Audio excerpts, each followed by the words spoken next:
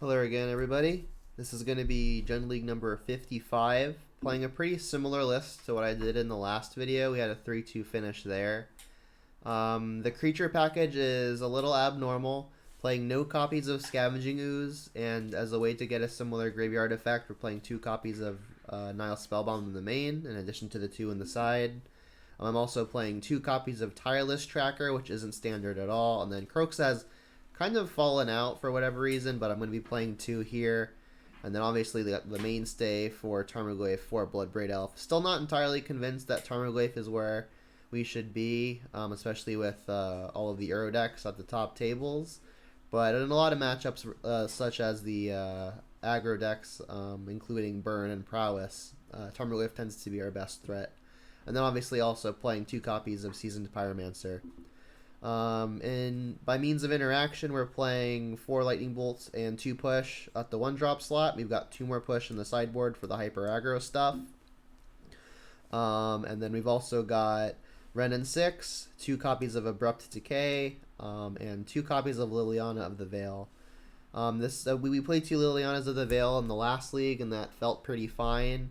Liliana tends to be pretty great in a few matchups and also pretty terrible in a few others. So 2 is probably just a fine amount to have. In the event it is one of our better cards, which it fairly often is, I've got a 3rd copy of it in the sideboard to kind of just tune the deck more as we like it. Also playing the pretty standard 4-2 split of Inquisition to Thoughtseize. And what have I not covered? I guess I'm also playing 1 copy of Maelstrom Pulse to round out the removal sweep. As far as sideboard goes, we've already talked about the 2 pushes, the Lilianas, we've talked about the spell bombs, Brutality for some of those hyper aggro decks. Burn we've been seeing an uptick in Burn. I also don't mind Brutality for the duress mode versus Uro piles, where you can take Cryptic Command, where something like Inquisition won't. And then obviously versus all the Uro piles and all the other decks sporting a bunch of islands, we can boil them. Ashiok obviously great versus all the decks trying to search, and even then maybe not, even the decks trying to not necessarily search, but it's just annoying against them in other ways. And then it can also fuel our Croaks, which is nice. And then versus the various land strategies, Tron, versions of Titan, we have Cleansing Wildfire. Alright, so let's take a look at the current modern metagame. We've got Omnath in first. So basically Uro in first, Uro in fourth, Uro in fifth.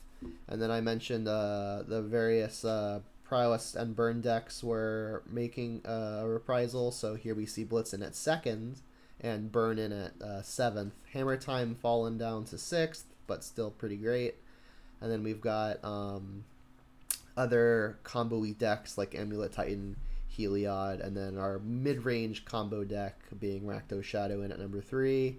And then looking down, we've got more combo-y stuff, and not a whole lot of mid-range. Rakdos mid-range, Spirits can be considered mid-range, Death Shadow could be considered mid-range, but all in all, it's looking like a lot of Uro and a lot of combo, and a little bit of aggro thrown in.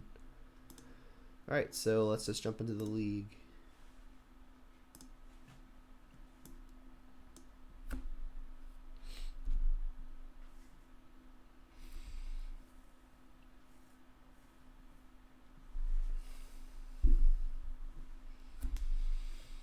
And apologies, the last league and this league, they aren't being streamed. I started recording kind of late at night. I've been picking up more hours at work, and I've been getting home pretty tired, and keeping up with chat and playing is a lot. So I've been just focusing on the gameplay and trying to play as tight as possible as opposed to splitting my attention.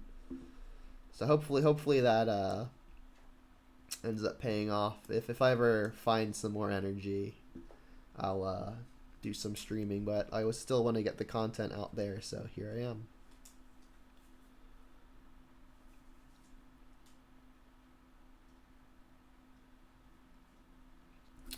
Also, another cool note is that I believe Kaldheim just got released.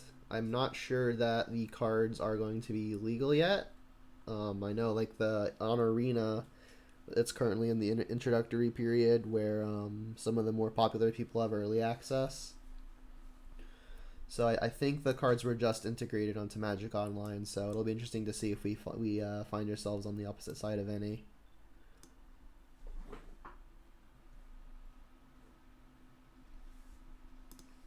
I know the new Tibalt is something people were very excited about potentially cascading into with Blood Braid. I know I was watching a streamer just yesterday playing the new Tibalt's Trickery deck where you cast Emrakul on turn 3, and that seems pretty powerful. As long as you don't draw your Tibalt's Trickery. Alright, this hand's just fine. Guess we're on the draw, so whatever the opponent does on turn 1 can inform us on whether or not we want to play the Mire or the Ravine.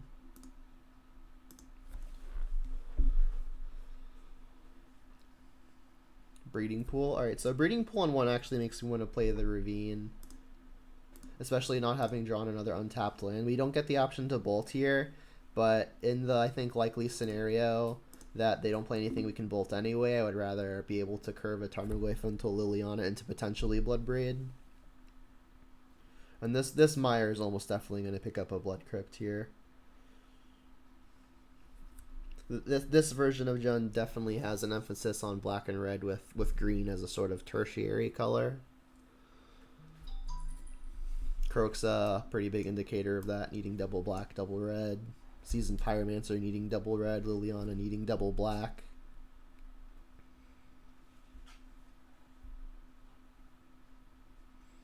Alright, so we do just get to curve into the Tarmogoyf here.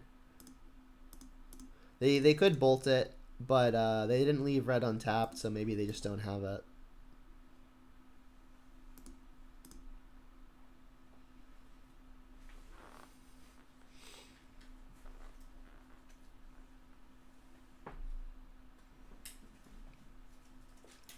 Alright, well, they're going to cast Emrakul here.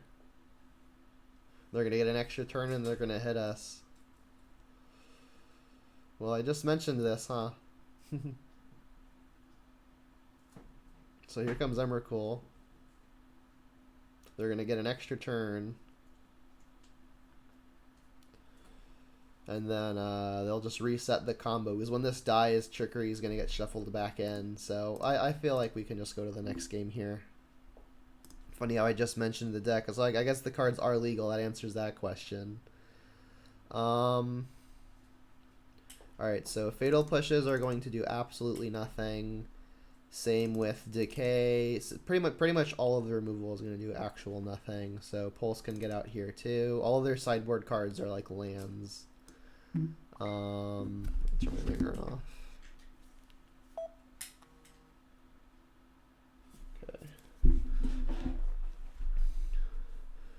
Bring in the Brutalities because it can duress the instant or sorcery that matters. Liliana's also probably fine to pressure the hands, even though their combo is 1 card. They do play basics, so the wildfires aren't great. Ashiok is interesting, as is Nile Spellbomb. We probably just want to like take out things like Lightning Bolt. Like Lightning Bolt could help us steal a race. But I think Spellbomb and Ashiok could have some good potential. I mean, like Ashiok, we could potentially snipe the 1 copy of Tibalt's Trickery, which would win the game on the spot. And Spellbomb is a redraw. It's probably just better than Lightning Bolt.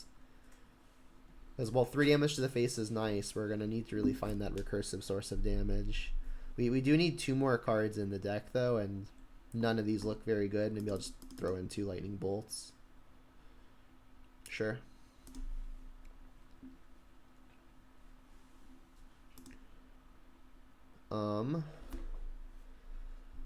This is a close one.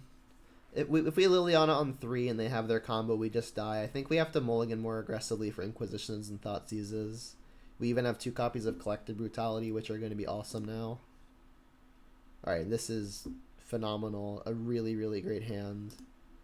So I definitely want to keep Inquisition, and I think I even want to keep Brutality as well as a backup. Goyf is our only really good threat.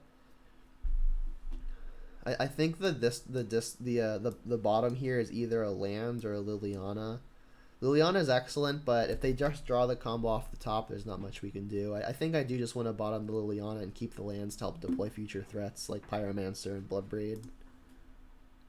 So I'll go turn 1 Inquisition, and then turn 2 Tarmogoyf. All right, and that's the deck. Took the thing. consideration to even just casting Tarmogoyf on 2 and then Inquisitioning on 3. That's an interesting play pattern I hadn't considered. Alright, so definitely getting a green here. So I wanted to get Stomping Ground or a Blood Crypt. I guess I have a lot of black spells. I'll get the sorry, Overgrown Tomb, not Blood Crypt. Yeah, I might want to cast Seasoned Pyromancer, which would have me wanting Stomping Ground. My only double black things are like Ashiok and Liliana. So it's like, what would be better for me to draw? What should I set up for? Should I set up for potentially Liliana Ashiok, or should I set up for Pyromancer? Kind of a coin flip. I think I'm just gonna take the Stomping Ground. I think the Pyromancer is a better draw than my double black stuff.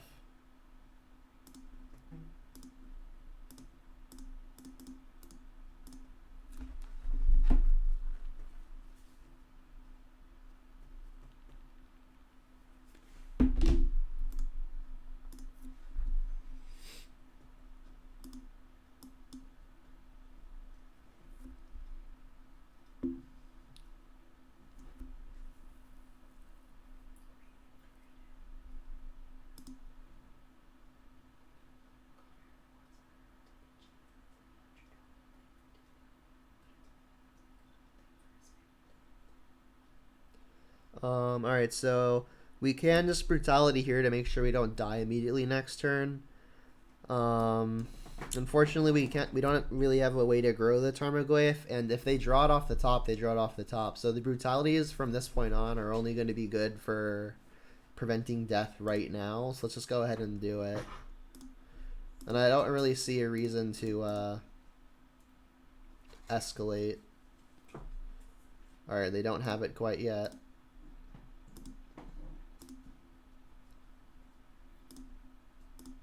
Alright, so now we hope they don't draw one of their other 3 copies of Violent Outburst.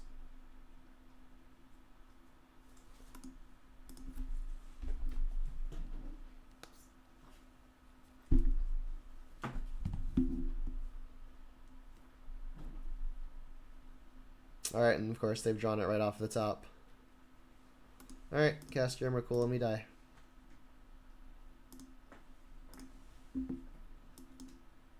I think out of all the new things that have come out of the new set, this is by far the most disappointing. There's just not much you can do to beat it. Like, you can take the first copy as I did, but if they just draw it, they kill you on the spot.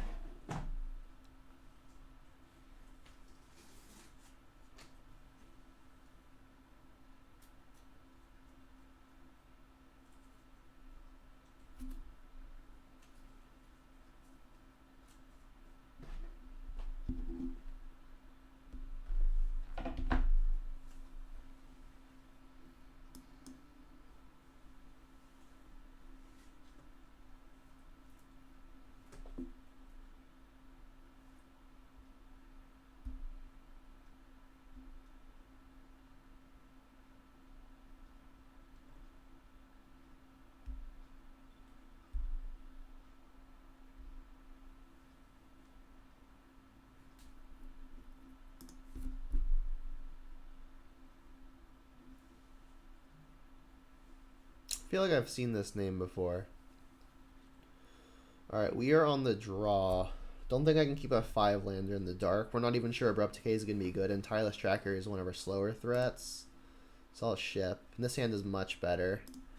And I can bin the Swamp here with the idea that Ren and 6 will just hit all of our other lands anyway. And I'll Blood Crypt first in case, for whatever reason, I decide I need to Lightning Bolt on 2. I won't have to take additional damage.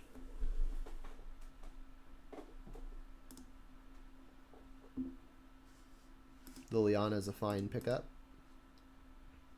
I could Overgrown Tomb here, because then next turn I could basic Mountain and probably Red and 6 off of that, but I still think I like the idea of Blood Crypting here.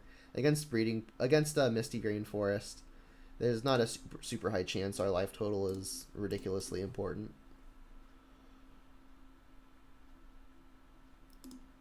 Playing against this deck again.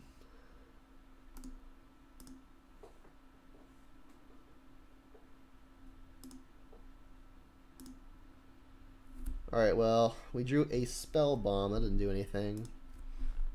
Well, I was right about the life total not mattering. So I'll get a Overgrown Tomb here, set up for the Liliana.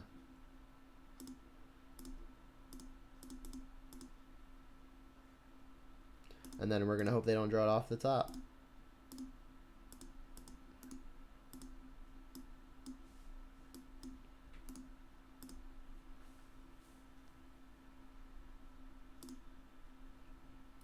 Alright, well, we're drawing good threats, so we've got that going for us.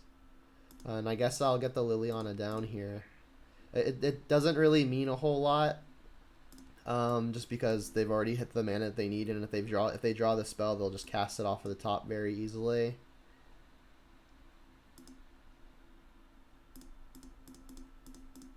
But I mean, threatening an ultimate to at least Stone Rain a few times is not nothing. I could have gotten the land back first, just immediately discard it, which is probably what should have happened. But I mean, I don't see this Nile Spellbomb being a redraw anyway. My mana is going to be very tied up casting these Blood Braids.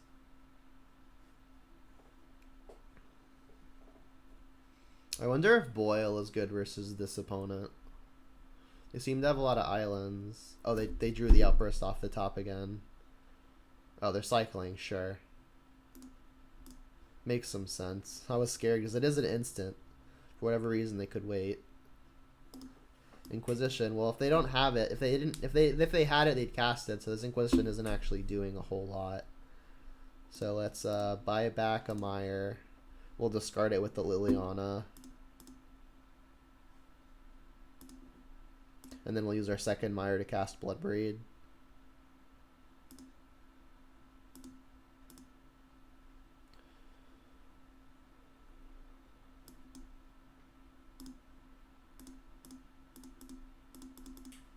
Alright, so here I'm looking for additional sources of pressure, I think. Like, Inquisitions and Thoughtseizes aren't really doing a whole lot at this stage, so I just need ways to close the game before the opponent can find their combo piece, and Tarmogoyf is the perfect hit here.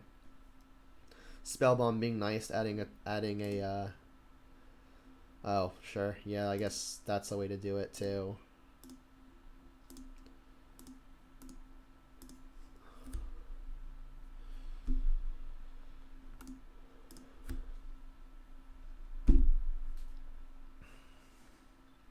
Alright, note to self. Spellbomb's good against this opponent. Alright, I mean, had I known that, then this game would have been won very likely, so lesson learned.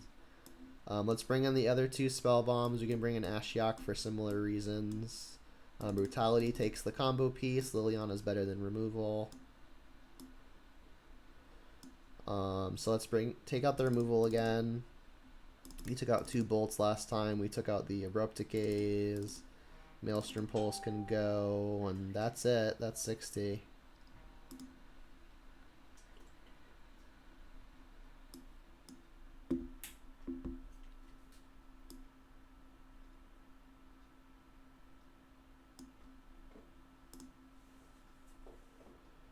We got the Terminal Inquisition. We've got Trip Tarmogoyfs, but we've only got 1 land. This hand's worse. This hand's worse. This hand's good. I think I'm just gonna keep Inquisition into Tarmogoyf here, and just keep the cards that can guarantee that. And I think I'm gonna do what I did last time. What I considered to do last time, which is maybe I should just be casting Inquisition the turn before combo, but they kept a 7, so I gotta think that they either have multiples or they just have the combo. They've got to have the combo, right? So doing it now or later doesn't really change anything, except for the fact that if I draw another Inquisition or Thoughtseize, or like if I draw Brutality, I can't maybe Brutality and Inquisition, so I think maybe casting on the first turn is still correct, because like they've got to already have it. Oh wow, they sideboarded into something different. Interesting. Alright, well, I'll take Dryad.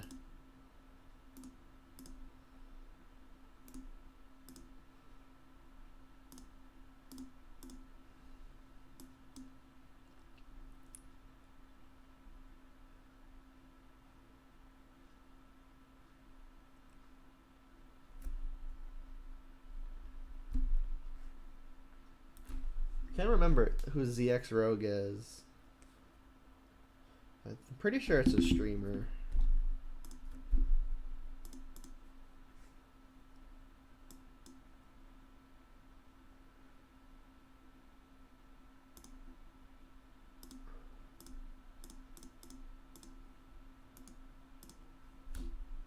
See if I can figure it out. Not gonna stream snipe, obviously. I'm just gonna figure out who this is so I can say hi if I can do it fast enough.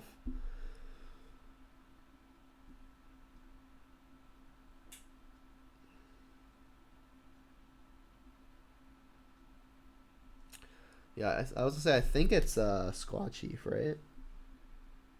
Oh, ads. All right, well, Thoughtseize attack.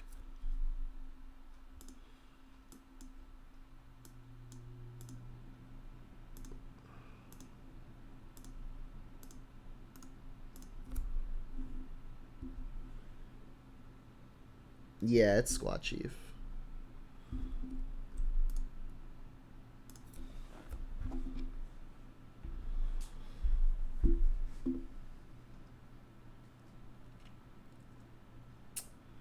Castle, yep. So we're at 4 or 5 right now. Spellbomb doesn't actually add any types, so I'll just deploy it. And like we could draw Raging Ravine as our next land, so I think I'm going to attack and then pop Spellbomb.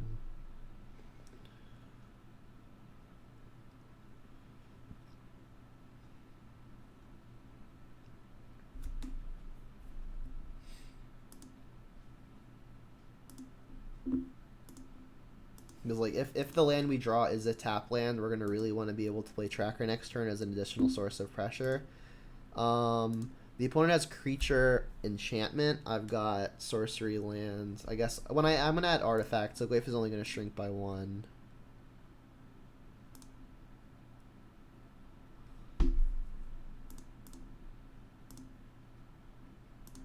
Alright, we drew a land, that's good. Definitely gonna play the land. And the next turn, if I draw a land, I can hopefully get a trigger off of the tracker.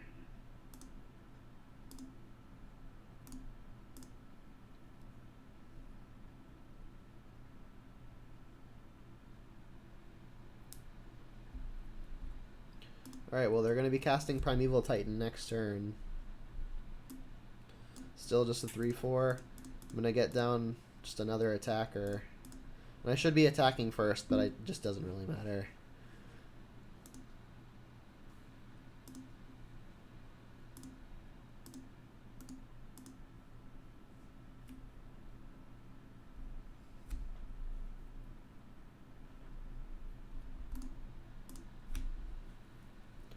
So here comes Titan and 2 zombies.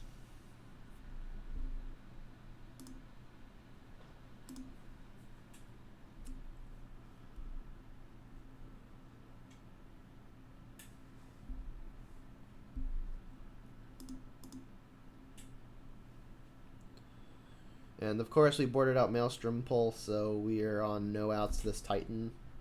We could draw Liliana of the Veil if they don't get zombies, but they just like have to get zombies here. Yep, we're dead. Tibalt's Trickery. What a deck. It's gonna be a fast league.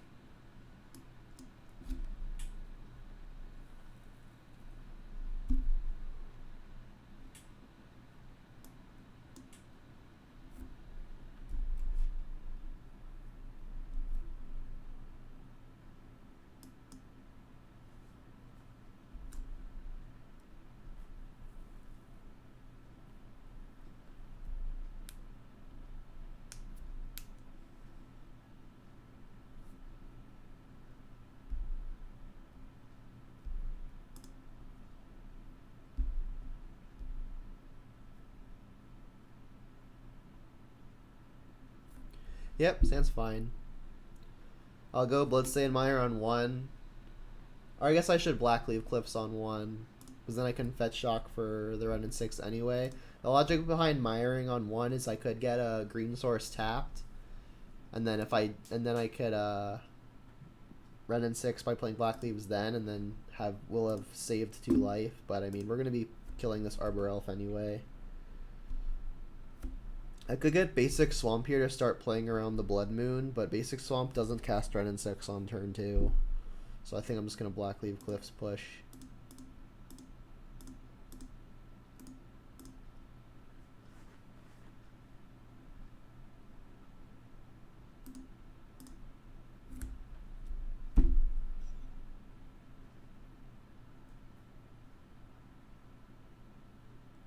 Alright, and the Verdant Catacomb is actually a really good draw, because I do want to start playing around the Blood Moon, but if I fetch Basic Swamp to do so, I'm not actually able to play Renin 6, so being able to get Basic Green here is pretty great.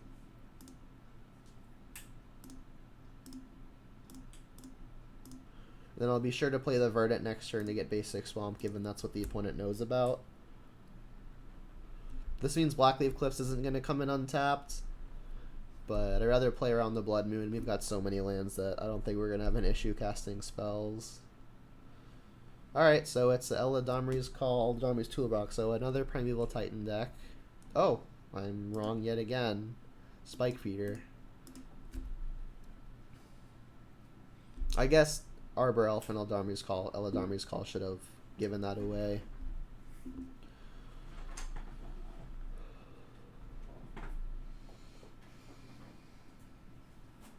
Skyclave, yep.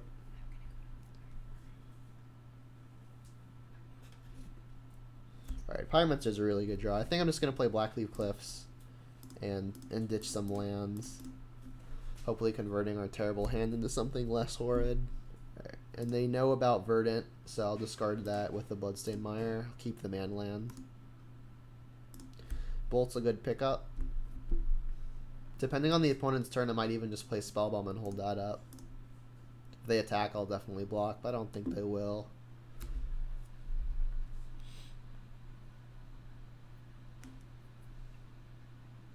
Alright, well, they've got combo. So now I like have to hold up bolts for the rest of the game.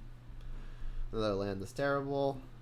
So I guess this is as good a window as any to play the Raging Ravine, because I get to play the Spellbomb and still hold up the other things. And I think I'm just dead, right? Because they can play Spike Feeder, and then they can give their Skyclave lifelink and then attack. But I mean, I guess they've got to see that.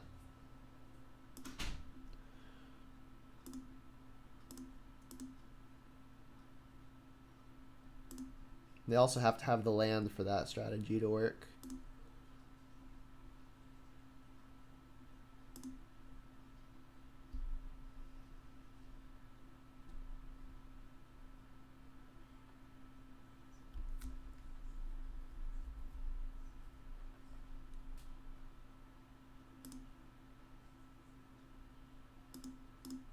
Alright, if they want to go for combo, call my bluff. Which isn't a bluff. And I do think I'm going to cycle the Spellbomb here.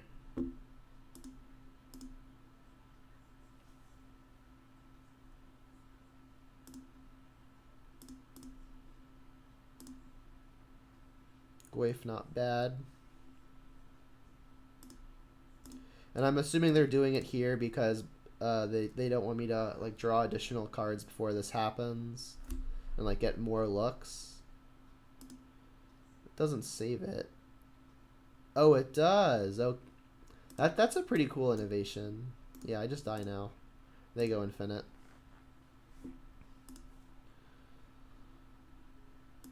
That's pretty cool. Brutality is another kill spell, as is Fatal Push, as is Liliana. They're not really graveyard oriented, so I don't think I want to bring in more spell bombs. Like it's a fine card, but I don't necessarily think it's going to be what we're looking for. I think I'm going to shave one of the top end cards just because I'm not really looking to tap out a whole lot. And I think I'm just going to cut the other spell bombs because again they don't really do a whole lot with the graveyard. Ashiok's going to be good for turning off the searching, but it doesn't really fight the combo in other ways. I think Croxa is probably going to be a pretty weak threat. It's the attrition roar is really not something that the opponent is looking to fight. They're just sticking for combo pretty aggressively, I think. So we need 2 more cuts from here.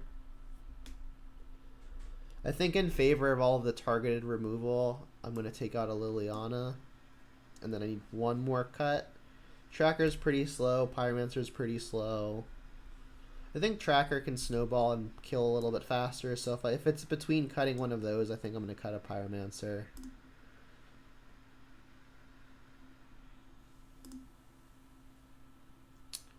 Well, we love getting 1-landers. We've got 3 ways to interact, and if we draw any second land, this hand can be very good. But I think it's a little too risky. If we brick, we do not a lot.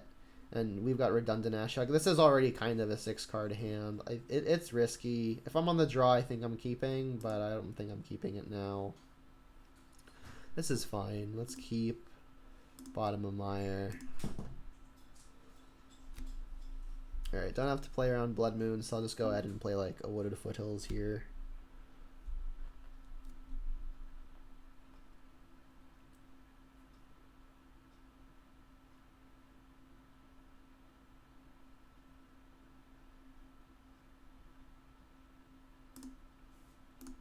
Opponent is mulligan to 5, which is good.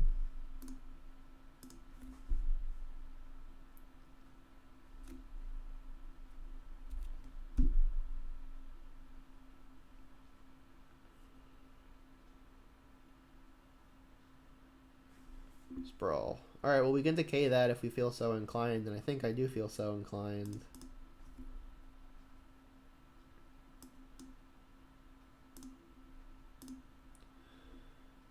I'm gonna hit Stomping Ground here because I think I'm gonna more want basic Swamp than basic Mountain, and this sets up my mana to be more perfect in getting a Swamp. And I think given that I've got so much removal, I am just gonna go ahead and slow down the opponent by decaying their Utopia Sprawl. Noting that Assassin's Trophy would have done something very similar here because we could have just hit the land instead.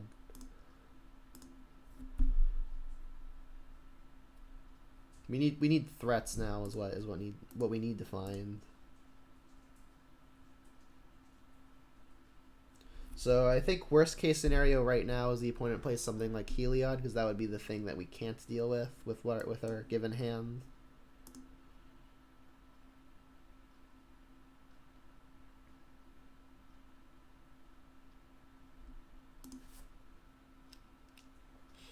Alright, and then I'll just go ahead and get Overgrown Tomb to complete the Tron.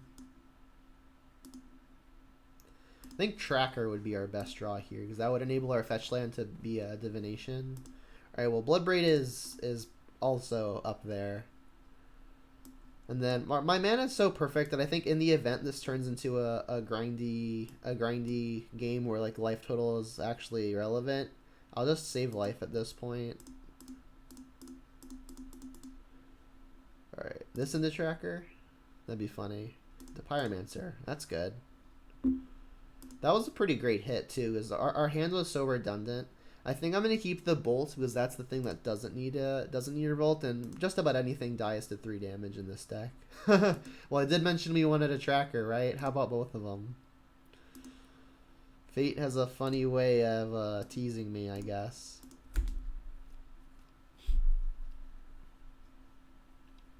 So we've got 7 powers worth of attackers, which is 1 short of a 2-turn clock, but a Bolt can shore that up. I wonder if they're gonna be playing Collected Company. Alright, well, an Inquisition can make that Fate more clear. That means I can't Bolt and Tracker, though. I think I'm just gonna go ahead and attack first. If they Company, I can use the Bolt to mess with their blockers and mess with their turn in combat. And like I'm not particularly attached to any of these attackers. So like if they end up killing like a Bloodbraid, that's probably just fine. Here's the Company. Yep. Because like also like casting this Inquisition doesn't do anything to influence the Company. Like it might influence like what they select, but like Inquisition is never taken in Company. Is never taking in Company. They had only Conclave Mentor.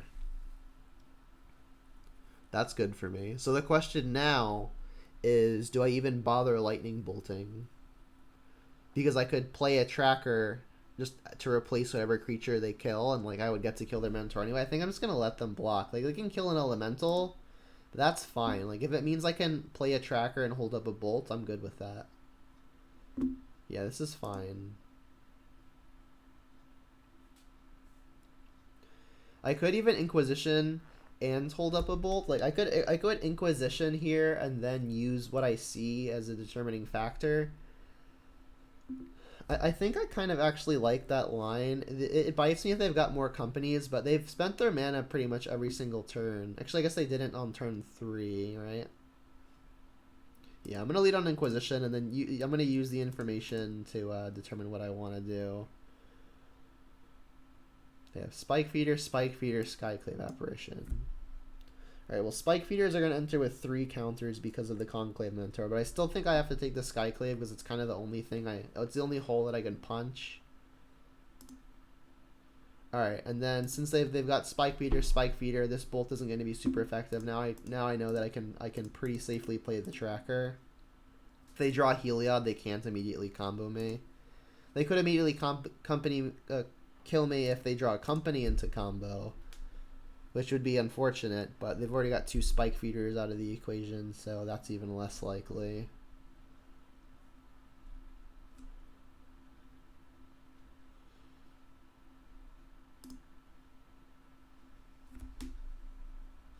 Alright, and then I can bolt the Spike Feeder just to get out of the way, or I could kill this Mentor. Alright, and land's actually fine, because that'll enable me to landfall 2 trackers if I want to, which I think I want to. Trackers are going to start hitting for a lot. Pretty sure I want to be bolting something before I'm attacking, so the question is kind of what do I want to bolt? If I kill the Spike Feeder, or try to kill the Spike Feeder, they're going to gain 6 up to 15. Their Mentor could then block like a tracker or something, but that doesn't seem great for them, because then they're boardless with just a Spike Feeder. They're still a land away from... They're still 2 lands away from comboing me with 6 mana's worth of spells. If I kill the Conclave Mentor, that makes their other Spike Feeder worse, but I could open myself up to dying to a Heliod, so I do think I want to just kill the Spike Feeder. Because like the contribution of the Conclave Mentor is enabling a Spike Feeder with 3 counters, so like the Conclave Mentor has already contributed, so like bolting it now doesn't seem super advantageous. I think killing Spike Feeder is best, just to avoid potentially dying to a Heliod off the top or a company into a Heliod.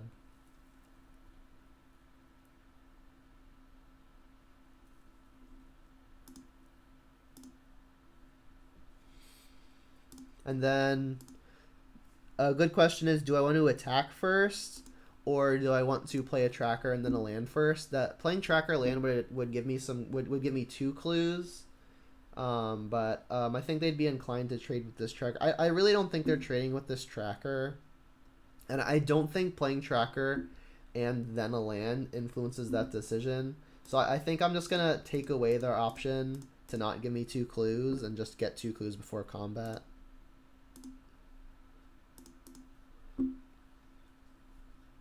And then I'm just going to go ahead and attack all. They can kill an elemental, but every other creature is going to be hitting really hard from now on, especially these trackers. These trackers can attack for 5 apiece if I want next turn. Yeah, like this is fine. They're taking 8 here, going to 7. And then next turn I'm attacking with a pretty lethal attack, and as long as they don't want to just dump out the counters on the Spike Feeder. Like this seems fine. Like I could I guess have held back that elemental, but that elemental was never getting in if it wasn't getting in now.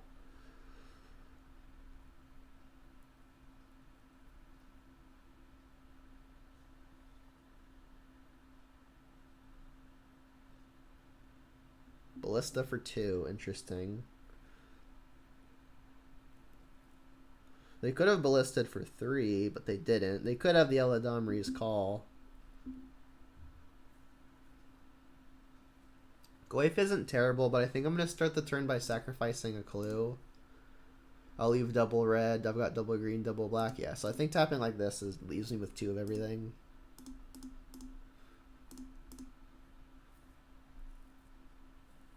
So more removal would be the ideal case here, but I've already gone through a good chunk of it.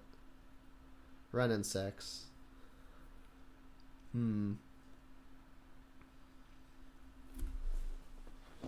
So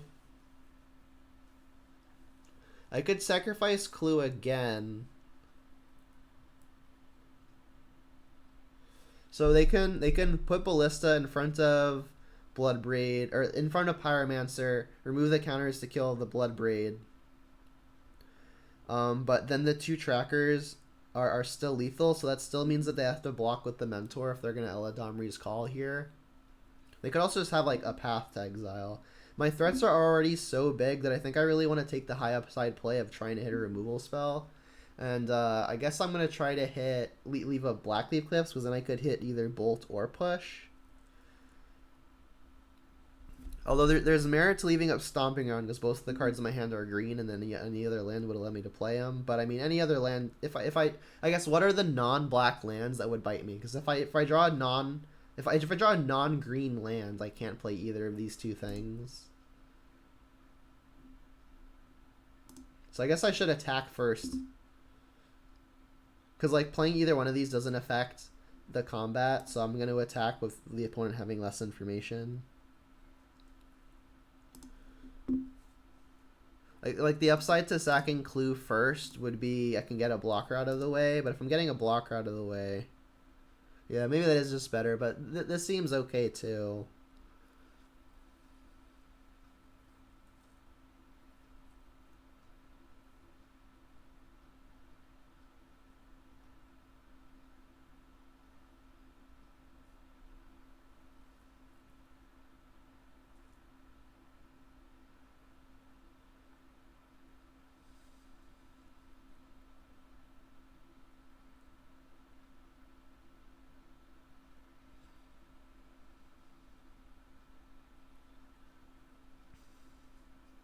Alright, so this has them taking 6, going to 1. Sacking Clue means they have to act, but I think they're going to act anyway.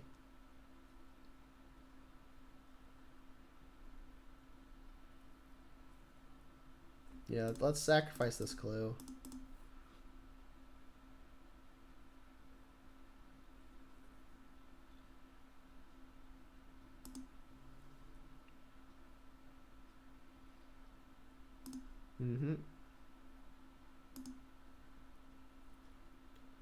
Alright, we drew Brutality. Brutality is fine. You gain 2 up to 4. Alright, and then I guess they're going to Eladamri's Call here, but I'm not sure what for.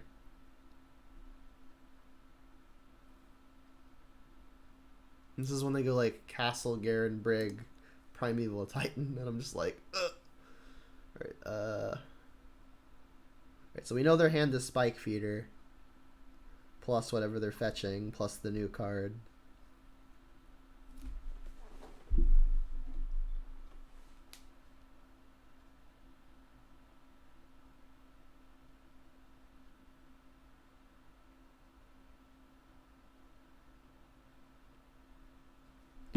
Apparition. Okay, that's fine.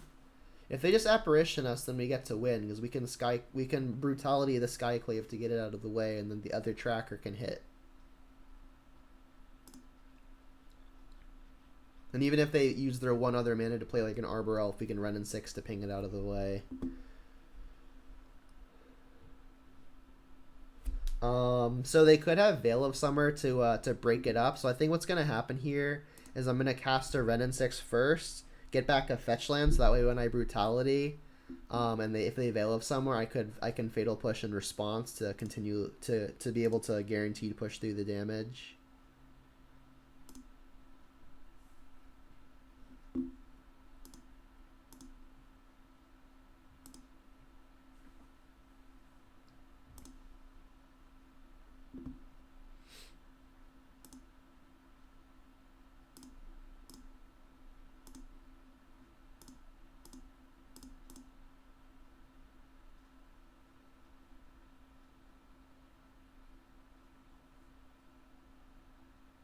Cool. All right, so still Eladamri's toolbox. I think I like the way I've sideboarded here. I could see an argument for taking out more copies of Liliana for maybe an additional threat or two. Is that something I want to consider?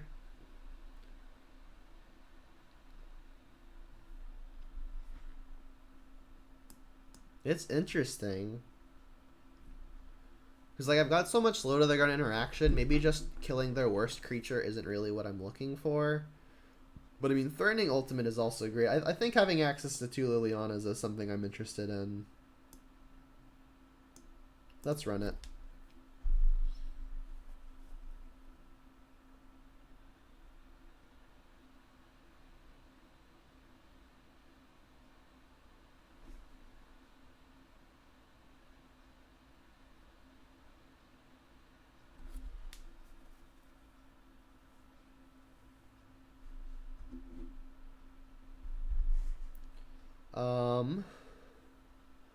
This is a close one. Because, like, all of our threats are really expensive.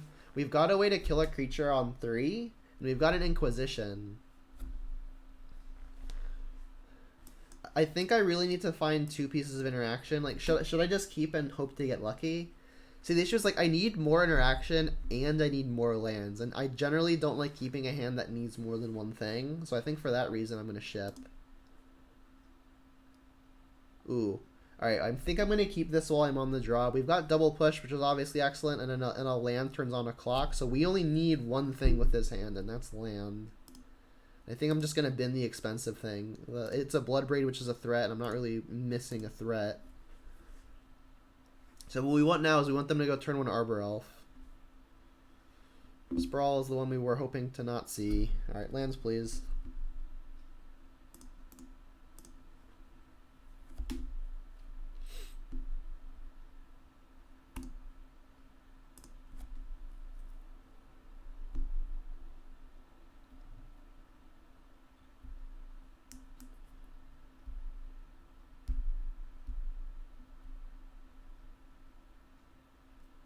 Alright, we can push that.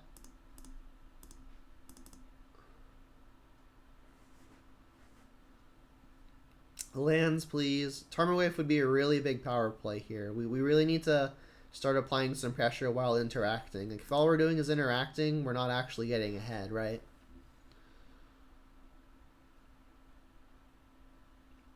Interesting.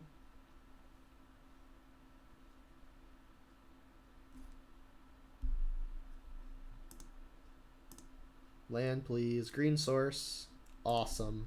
Alright, and the land I want to get here is kind of unclear, because Ashiok could be potentially powerful, but getting a second black means we can't play the Seasoned Pyromancer. We definitely have to get green here, so the question is Stomping Ground or Blood Crypt, and we really have to get the green, so it's just probably got to be Stomping Ground.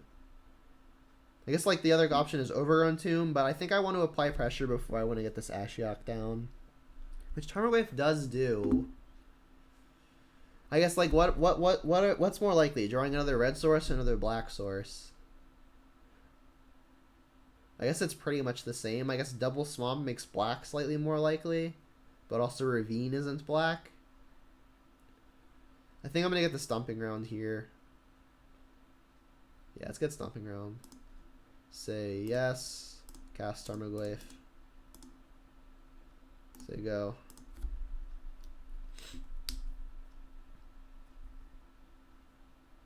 Alright, and then obviously, like, black source would be excellent, but any land I'm probably just slamming a Pyromancer. Maybe even not, though, because, like, the rest of the hand is pretty good versus what the opponent is doing. Yikes. Just naturally outsizing Ranger Captain right now. Alright, we did draw the source.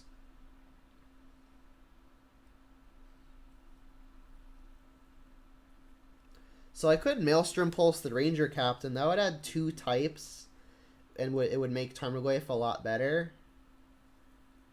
Another thing I could potentially do is I could play the Ashiok, minus targeting myself, and the Tarmogoyf can't shrink from that. It could very likely grow, which would outsize the Ranger Captain and put the Ashiok in play.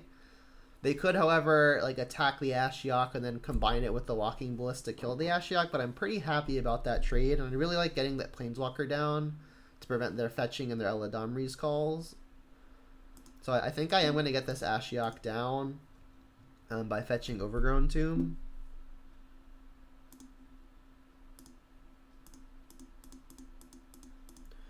And then I am going to mill myself here because I would like the Tarmogoyf to grow. And we could also find Kroxa. Alright, and our Tarmogoyf is now a 5/6, so we did the thing. And I am going to protect this Ashiok here.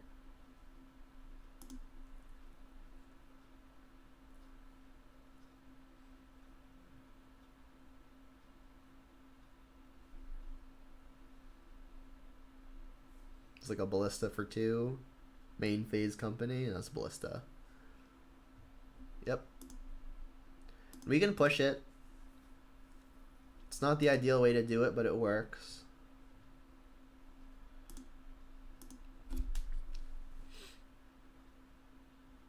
Blood Crypt. Alright, well, I really...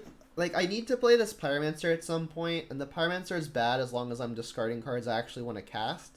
So I'm thinking that this turn is going to be Shock of Blood Crypt, go removal, removal. And then, like, next turn I can Pyromancer, and if I draw a land, I can, like, land Pyromancer, and that uses all of my resources and gets the board empty. Like, I could still just die to combo.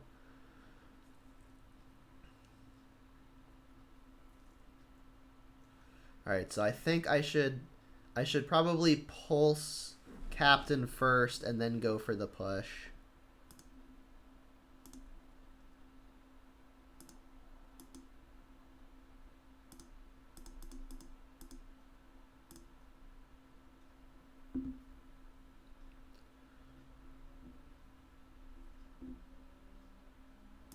Alright, and I had to use the sorcery on the Captain first, because then this happens. I guess if I kill Ballista, they don't necessarily sack the Captain in response, so I could have killed Ballista first.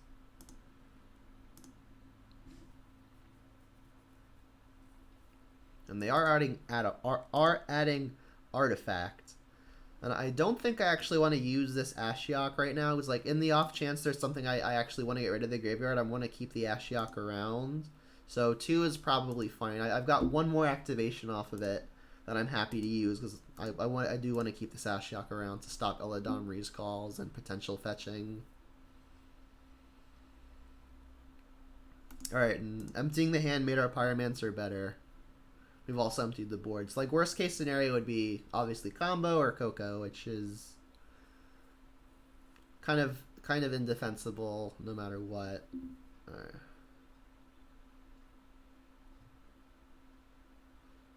What is 6, man? I Ballista for 3, maybe?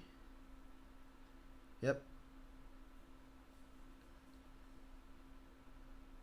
They just want this Ashiok gone now. Interesting. So they're maybe gonna let me get an activation off of it. Drawing the Bolt is really interesting here, because now I think I do want to just go ahead and use this Ashiok right now. And I believe I have Kroxa's... Oh, I actually took the Kroxa's out. Okay, so then I'm not going to target myself again. I think I'm just going to target the opponent. Maybe I hit some case 1 or 2 ofs. And then after I've used the Ashiok, I can then Lightning Bolt the Walking Ballista and then play the Seasoned Pyromancer. So let's use this Ashiok. What did we get? We get 2 Conclave Mentors and an Eladamri's Call. So, I mean, we cleared an Eladamri's Call off the top, which is nice. Alright, let's kill this Walking Ballista. We'll take 2 damage on the way out. And I think doing it in this order is advantageous. Well, definitely, because like if we bolt the Ballista, our Ashiok dies anyway and we don't use it. But this also ensures that the Ballista, we get to have a Ballista in the yard after the resolution, which is good because we want it to grow the Goyf. We get to play Power Monster in an empty hand, just like we drew it up. Bolton and Thoughtseize, pretty fine draws. And we're gonna get a hefty smack in here. I think it's 6, is it? We got Artifact, Planeswalker, Creature, Land, Instant. Yeah. Alright. Don't combo me, please. I mean, they had 6 mana and they ballisted for 3, so they didn't have the combo, and they didn't have the company into potentially a combo. So as long as they don't draw something absolutely insane here, we might win.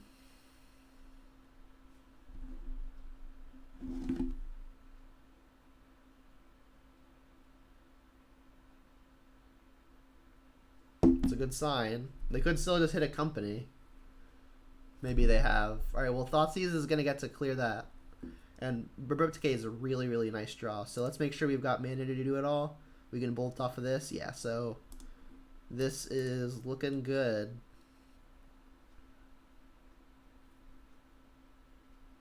They've double company? Wow.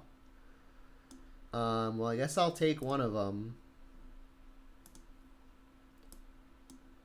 I mean, they are still just dead, assuming nothing ridiculous happens.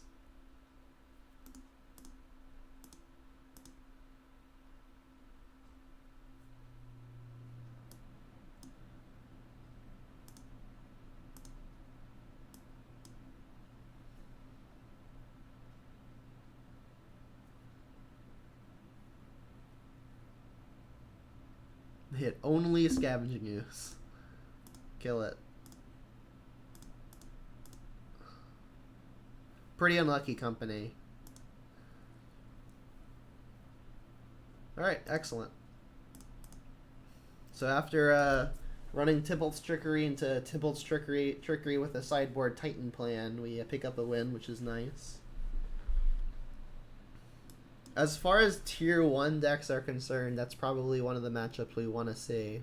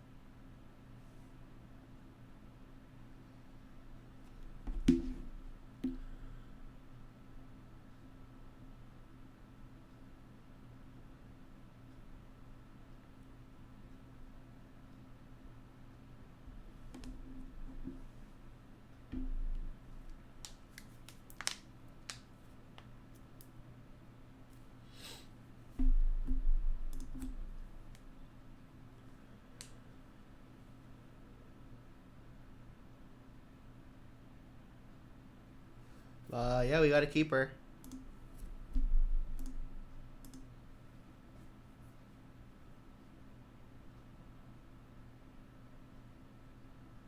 Wow.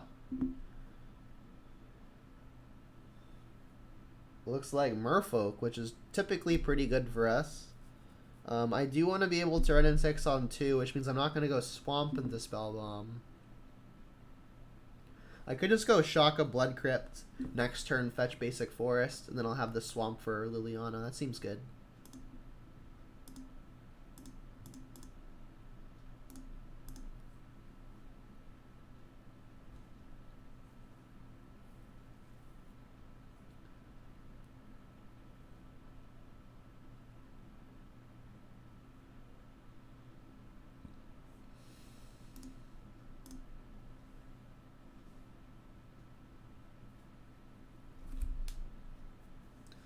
So if for whatever reason they decide to not adapt, we have the Renin 6 to kill one of the threats.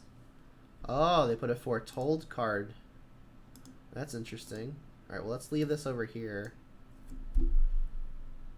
So using the Renin 6 to kill the Benthic Biomancer means they can activate the Mutavault to kill the Renin 6, which is not what we want to happen, but I do want to start emptying the board. We've got Liliana to deal with the next thing, which Mutavault can then kill again. So what I'm trying to say is this Mutavault is going to be generally very good. So I'm interested to see what foretold cards that Merfolk could be playing.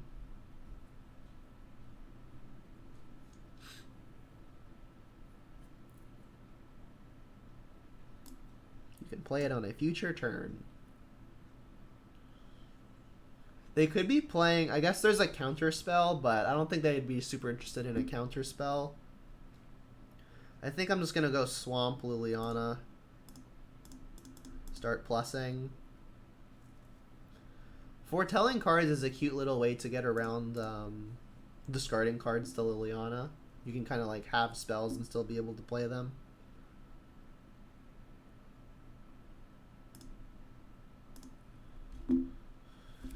Had I wanted to conceal some more information,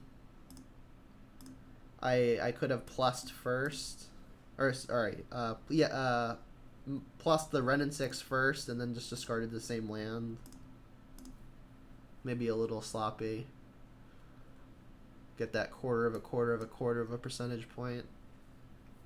Alright, that'll ambush a Walker, but can't kill either of them. If they want to combine their turn with Mutavault, they could. We've drawn all lands, though, so obviously not great.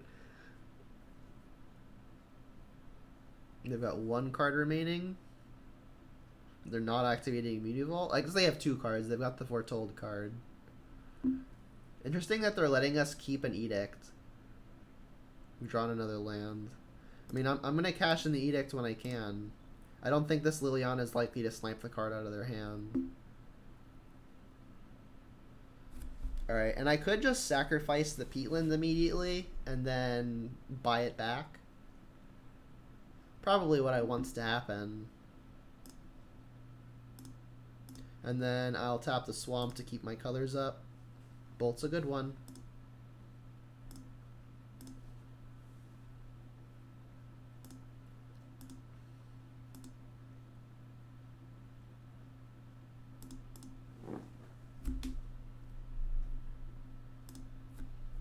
For having drawn as many lands as I have, I'm feeling pretty okay about my position.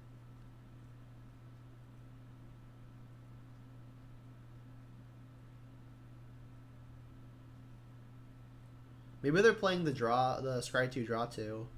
Alright, Master has Pro Red. They're gonna make, I guess, a 1/1, which is, I mean, I guess a 2/1. In response, Mystic Reflection. Oh, okay. So they're gonna make two Masters. So when for the next time they'd create a Master, they make. The next time they would create a token, it's a copy of Master. So they're going to make one token, it's going to be a Master, and that's going to make two tokens.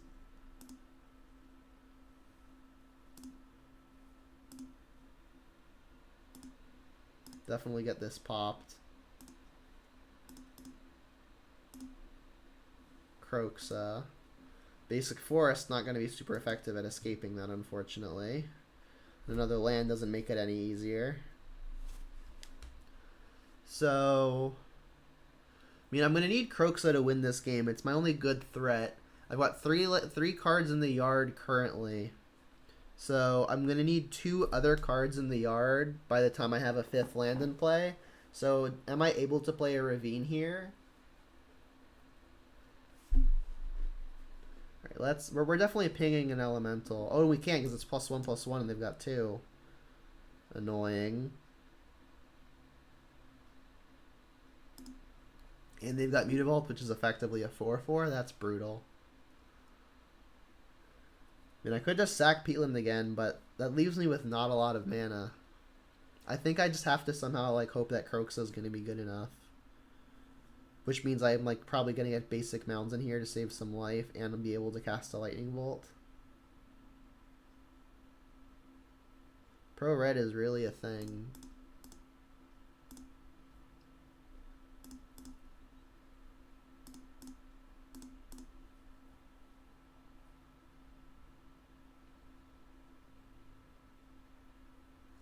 So I almost don't want to get this land back because then I can't escape the Kroxa. I guess if I plan on bolting, I still can.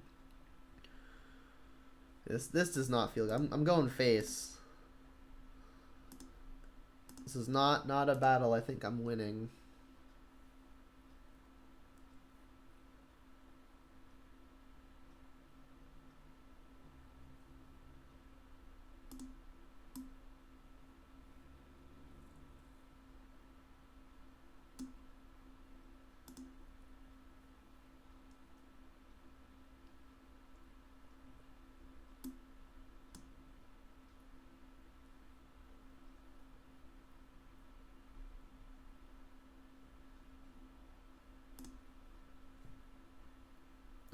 So for some stupid reason they decide to go after this Renin 6 with more than one creature, I could maybe claw back with the Renin with the Kroxa, but that does not seem likely. But it just got me. How much damage is that? 14?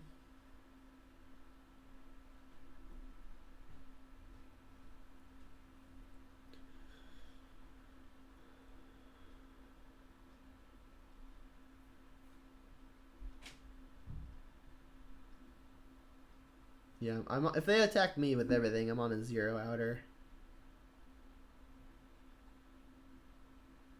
Yep. Not actually dead, but I can't win. Alright, Merfolk. Brutality is nice. It can kill the thing that we just lost to. Same with Fatal Push. You know, I can't take Bolt out. Cleansing Wildfire is interesting. It can kill Mutavault. That's about the only use it seems like, though. Spellbomb seems like they're not going to do anything.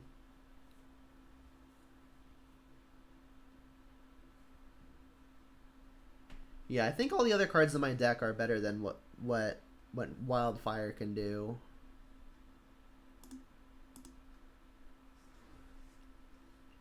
I think Kroxa is also just probably the worst. They're also pretty likely to be bringing in stuff like Relic Progenitus to combat both Kroxa and Goyf, so maybe just taking out something that's susceptible to it is good. And I think I like the Goyf more than I like the Kroxa, just because it sticks faster.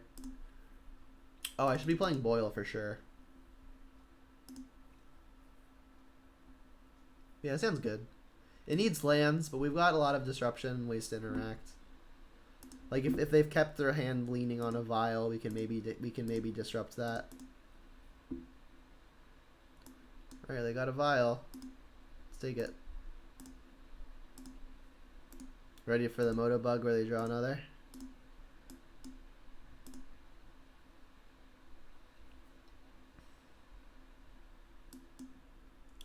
So I kind of just want to Thoughtseize now.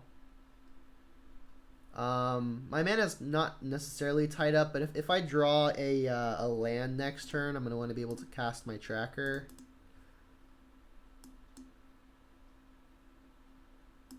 Alright, so they've got the combo, the Wombo combo.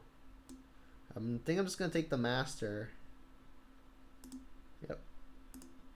Like, they can hold up Mana Leak to counter my tracker, but like that seems fine.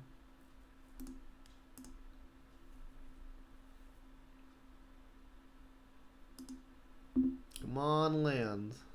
Well, if it's not going to be a land, I suppose I'm happy it's a Bolt. They didn't foretell their thing either, so they were obviously planning on doing one of these two things.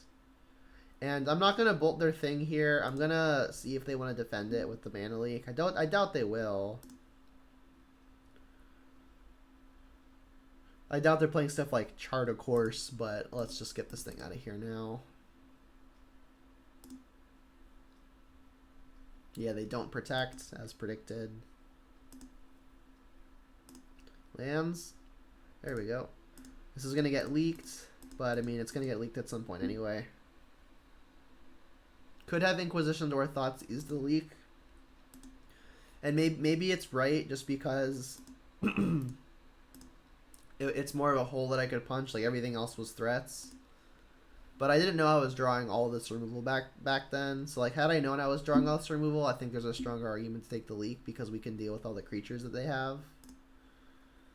Alright, we can kill that. Foretell. I wonder what it is.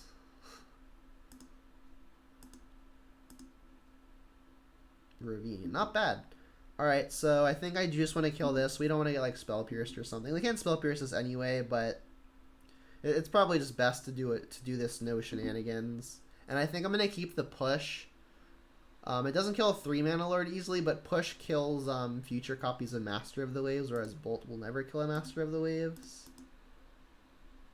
So I'll use the bolt here. Play the Ravine and then plan on blood braiding next turn.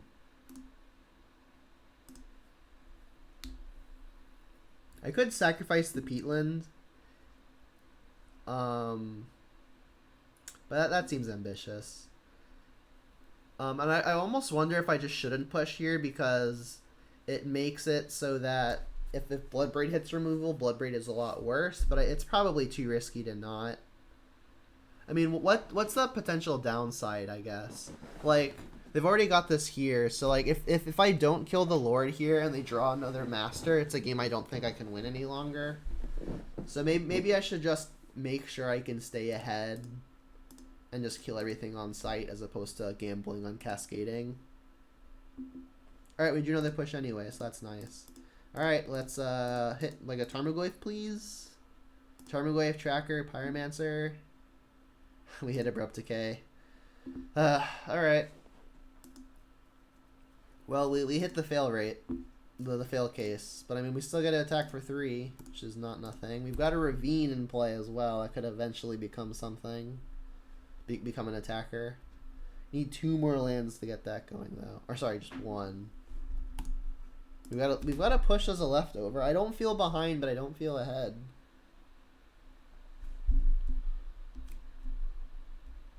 Wow, Liliana is excellent.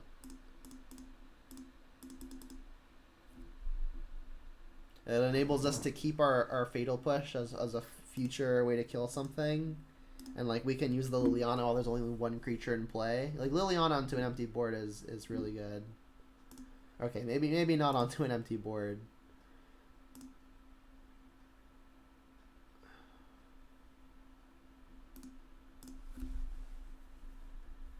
I mean, it still killed the thing. I'll yield until end step to bluff a bolt. Although I guess like they would probably assume that if we let them kill the Liliana that we don't have it.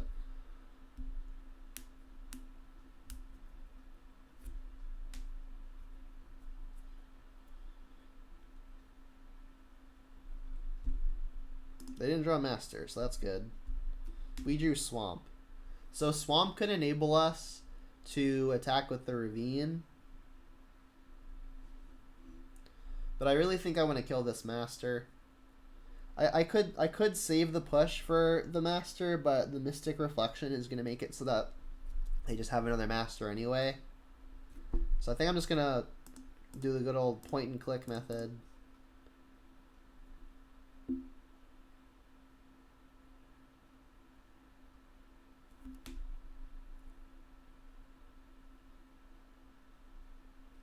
I guess I should have played Swamp first, because if they have Mana Leak, maybe I want to save that life point.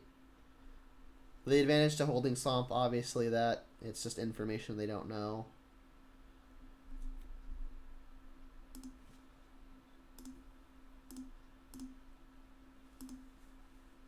And I think I will sacrifice the Peatland now, because if I draw a 2-mana thing to do, I think I'm going to want to do it. And then for maximum hiding of info, I'm not going to play the land yet. Alright, that's good.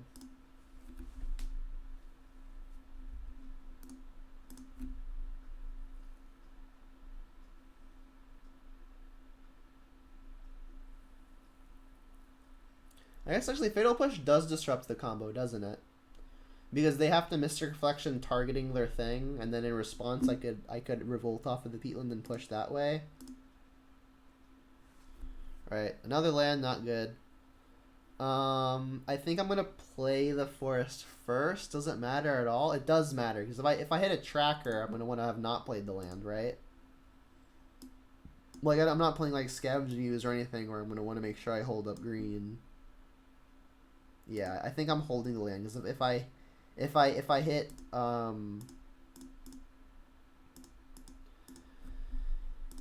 if I hit the Tireless Tracker, The downside is if I hit Seasoned Pyromancer. Alright, well, I'll cast it. What's up? Got a thing. Alright, and I could still hit Tireless Tracker, so I think I should probably keep the land. But the opponent is at 8 now. I think I'm going to... Yeah, I should still hold it for sure. Because if I draw another land that doesn't impact my ability to activate Raging Ravine.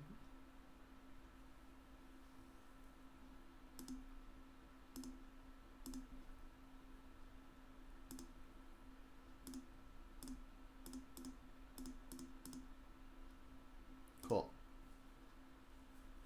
Merfolks. Boils. It doesn't take care of like Mutavault and the like. It does take care of everything else. Maybe the full 3 boils is a bit too much, especially when I'm on the draw. Definitely gonna cut some top end for it. I don't want to like choke.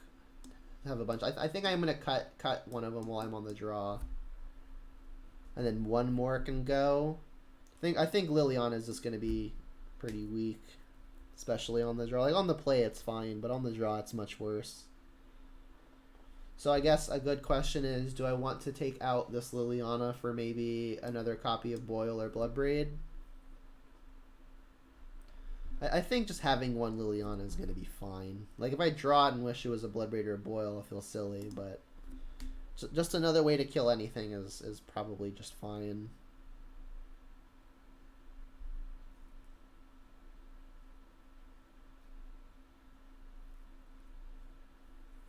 I feel the Merfolk matchup obviously doesn't come up a whole lot. It sounds great. But I feel like the addition of this new card makes the matchup better for Jund, just because it makes them more combo related. Like it only combos with the master, right? Like you can target something else and then like as another creature's on the stack because it works with more than just tokens.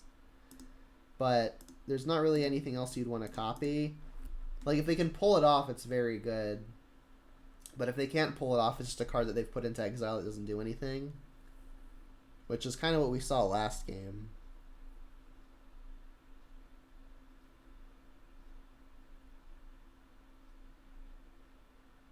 This hand's got all the tools.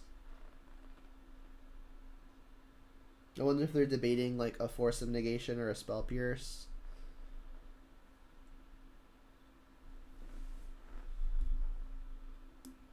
So I got Master, Glasspool, Mimic for Masters, Mystic Reflection, which is the fancy card, and Silvergill.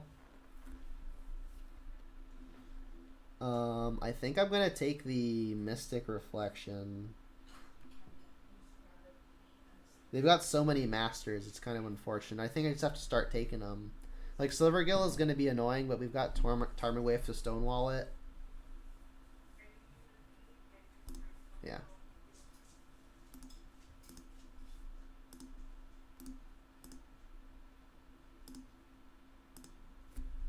Like I think if I have a Fatal Push, maybe I don't take the Reflection because then I can disrupt the combo with it on the stack. But given that my way to deal with the Master is Brutality, I don't think I can do that.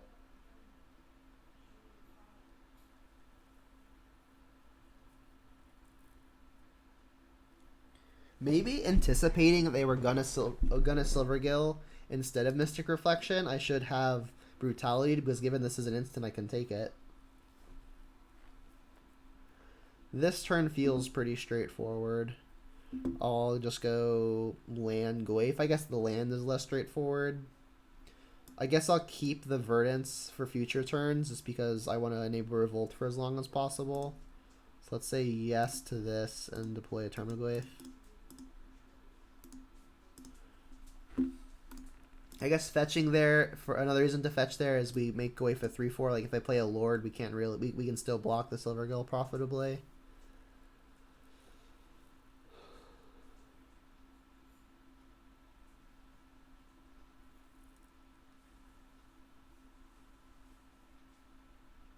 Alright, so they revealed these Masters to the Silvergills. They don't actually have more. Beautiful. Alright, so they get to Master next turn.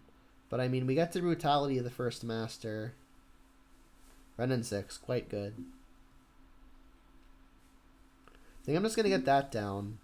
Like, if they want to be able to kill it, they're gonna have to suicide a Mutavault and do it. And like playing a land here entices them to not do so because they could just get blown out by removal. Like, I could just play a Termaglyph here and like really try to maximize pressure, but I think I want to keep their board pretty clear. Especially when so much of the plan that I lose to is just jamming Masters into Masters. And again, going to keep the Glyph back because if they want to kill the Renin 6, they have to activate Mutavault, and that can just have them being completely blown out. So here is a Master. We can Brutality that copy.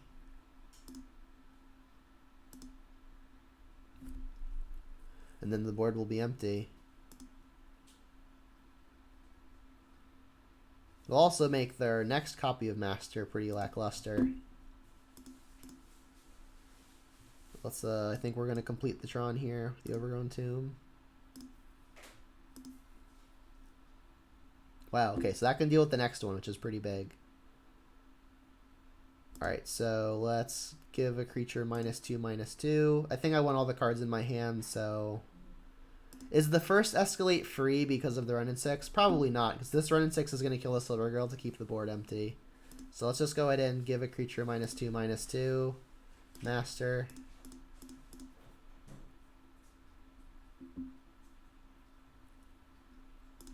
And we can kill the Silver Gill. And then we can deploy a second copy of Tarmogoyf. And then we're not playing Croxas, right? So basic forest is inconsequential here. Just want to save the life. Alright, this feels good. Like if they want to activate Mutavault here, they still can't kill the Renin 6 because our second copy of Tarmogoyf stonewalls it. And like if they play a Master here trying to set up for a Glasspool Mimic, we can just Brutality it out of the way. So I feel like I'm in a commanding spot, but there are probably some lines that I'm nervous about.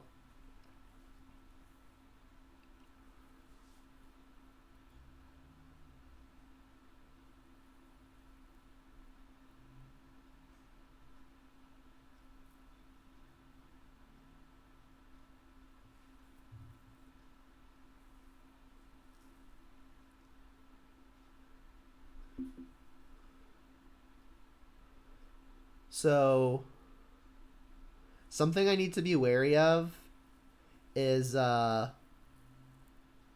2/2 with Flash. That would make me lose all my abilities. That would have me losing a Tarmogoyf. I think the rest of my hand is so good that I just need to make sure I can keep the pressure in play. I guess the issue with that is I'm going to be attacking, right? And if I attack, a Tarmogoyf still gets eaten by the trick. So I think if the Tarmogoyf is dying to that trick no matter what, I should just keep the Renin 6 around. Yep.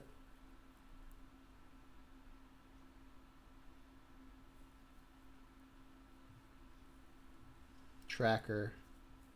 Tracker is interesting.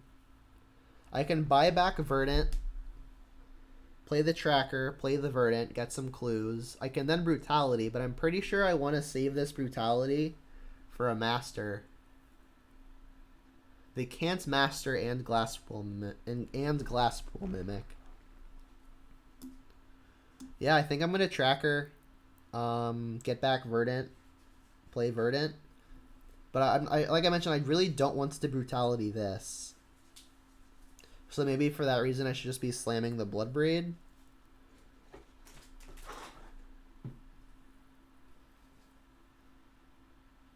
I mean, Bloodbraid gets to attack now, which is the benefit.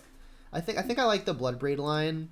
Reason being is there's a lot that it can hit that I'm going to be happy about. Like removal is going to be great, and just like another threat's going to also be great. I guess if Renin 6 is plussing no matter what, I should do it first in the chance that I hit another copy of it.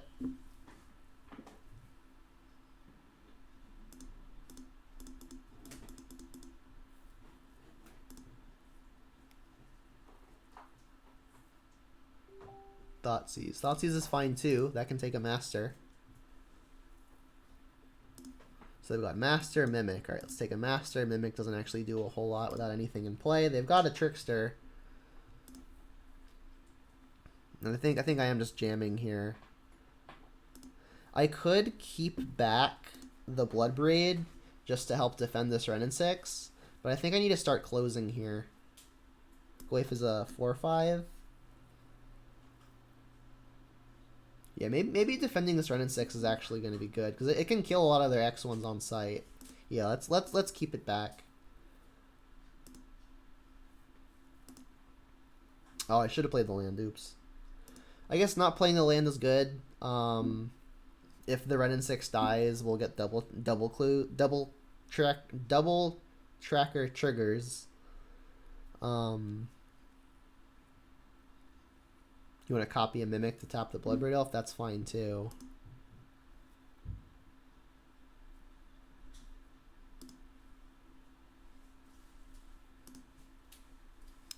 I mean, this is one way to kill the Ren. I guess I got my value off of it though. Alright, their hand is Grove and something.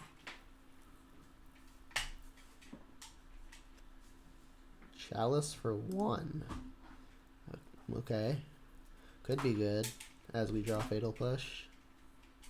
Alright, we did not draw Push. Alright, so obviously going to play the Tracker before I play a Verdant.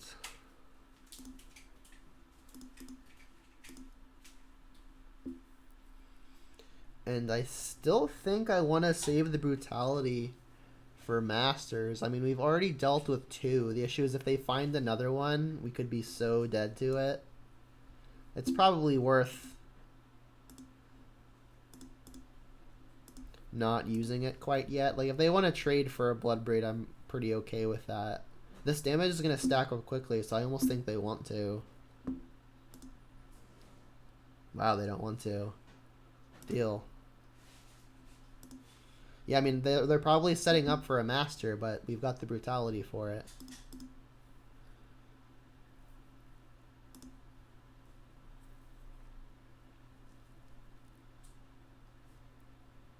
And I think I'm going to fetch basic Swamp here just to conserve life and be able to sacrifice the Clue immediately.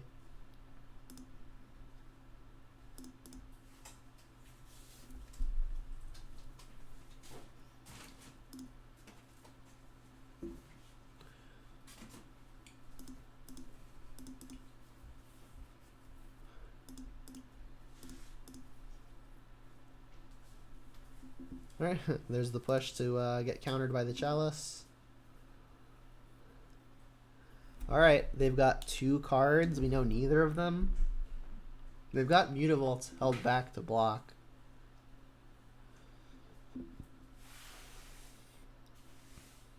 I guess like I could sacrifice Clue and like maybe hit like a Decay or something.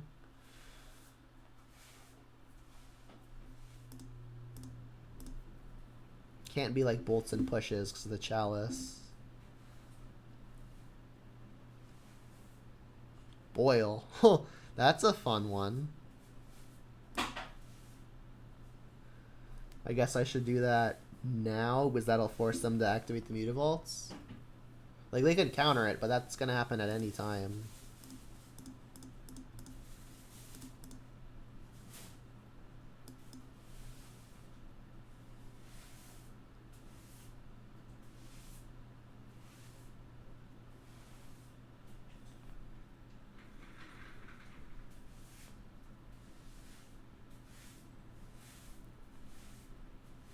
Sweet.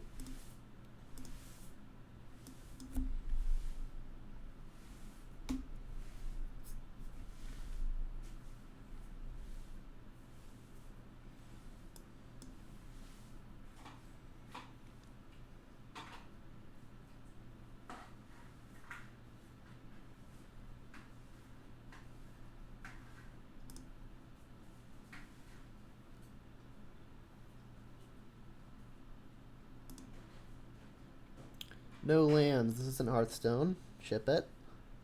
This is better. Keep it.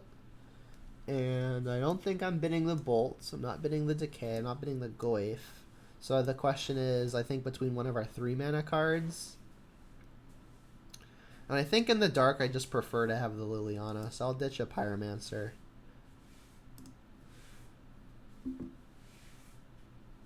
And then I'll plan on getting a Blood Crypt with the Wooded Foothills. Just like we have the Liliana, let's make sure we have the double black.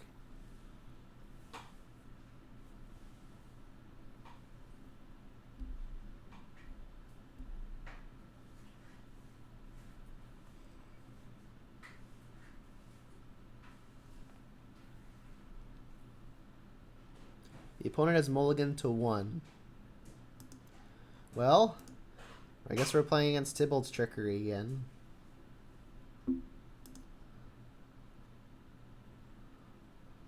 Yeah. Alright, well, we get to play a Tarmogoyf. In the off chance we're not playing against Tibalt's Trickery, maybe I should be holding the both, but I want this Goyf to be attacking as quickly as possible.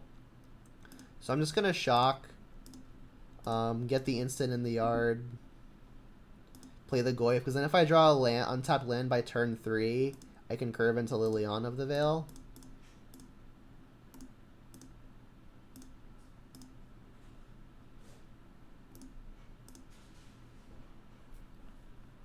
Yeah, it's the Tibalt Trickery deck. They could win next turn, they just need the Trickery.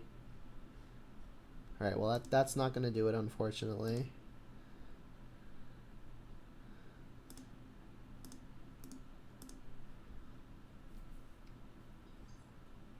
I mean, this deck just has to mulligan aggressively for the Violent Outburst, and then they can win, because their deck is all lands. Alright, well they couldn't find it in their mulligan to 1. I mean, if I'm not going to draw a land, at least it's more pressure.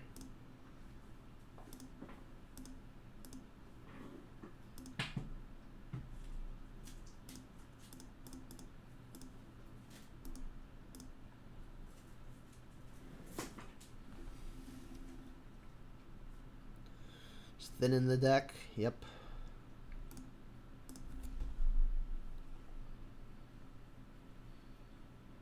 I haven't hit it yet, so that's promising at least. Tap land.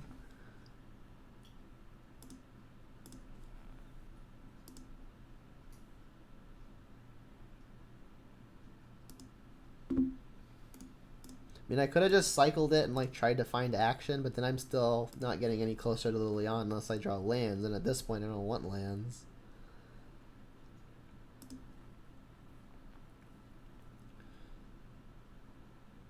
So next turn I can Liliana plus discard Liliana, has my Goyfs attacking for 6. They could also just draw the combo. And by the combo I mean the 1 card. Just thinning the deck away.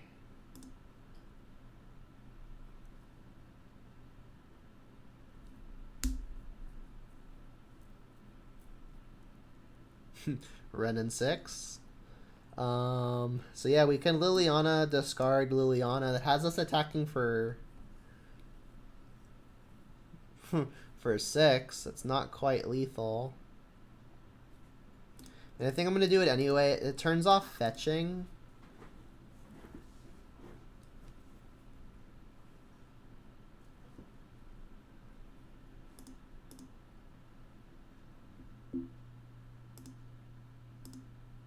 They're obviously going to discard a land. No chance it grows the Goyfs. Alright. If they draw it right now, they win. If they don't, they lose.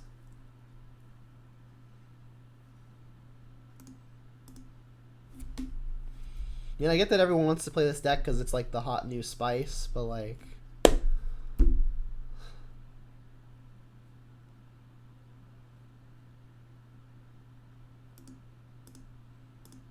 I really hope this deck doesn't stick around, because this is ridiculous. Alright. Maybe Ashiok hits the stupid combo. Spellbomb can hit Mystic Sanctuary. Bolts don't do a lot. Pushes do nothing. Abrupt Decays do nothing. Maelstrom Pulse does nothing.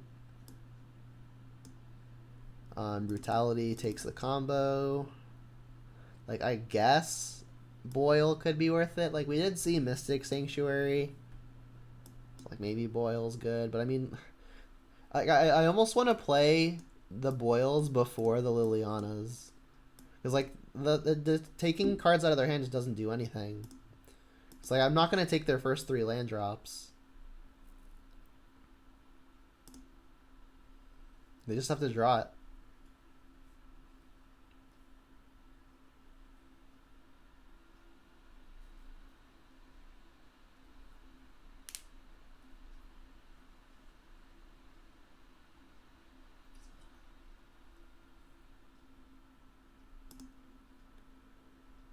Yep, sounds great.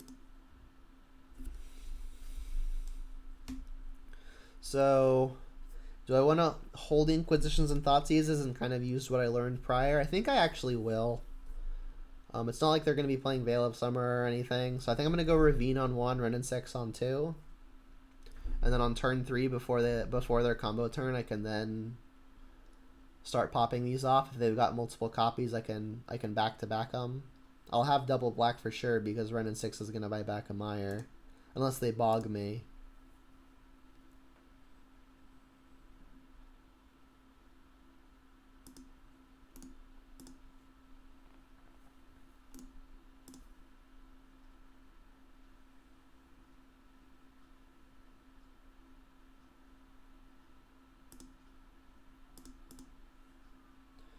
So if for whatever reason they Emrakul me, do I want to stay above 15? I honestly don't think if they Emrakul me I'm ever going to win anyway, so let's just go ahead and pretend our life total doesn't matter.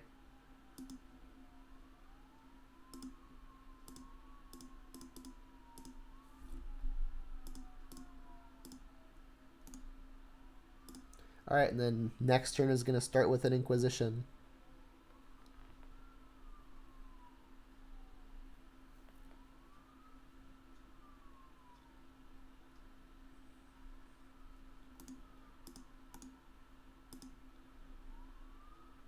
Let's draw Boil. Got 3 of them.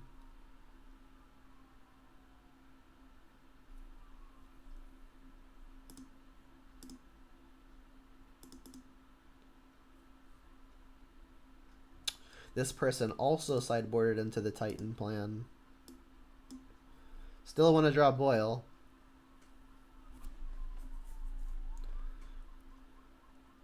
I guess I'll cast a Croaksai here.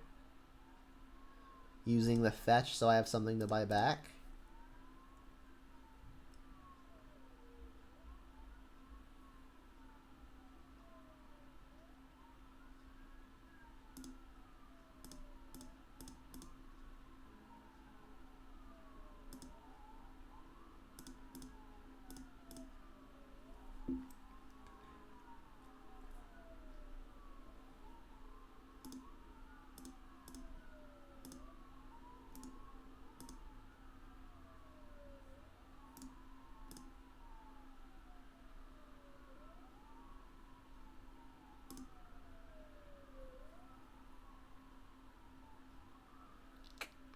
Pretty bad draw. Had they had something that cost 3 or less, they would have just done it. I mean, I can convert it with the Seasoned Pyromancer, which is what's going to happen. I mean, I guess I can Thoughtseize first, and then if I, for whatever reason, see something I could hit with it, then I could cast it. But I mean, it's probably just Titan 2 lands. Or like a Pact or a 3rd Titan. Yeah, it's just 2 lands. Alright, and then I'll bin another land because I can just buy it back with the Ren and 6.